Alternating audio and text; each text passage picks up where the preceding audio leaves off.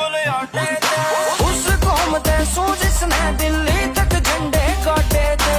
करते बड़के काटे थे जब बोले मुंह बुलाटे थे।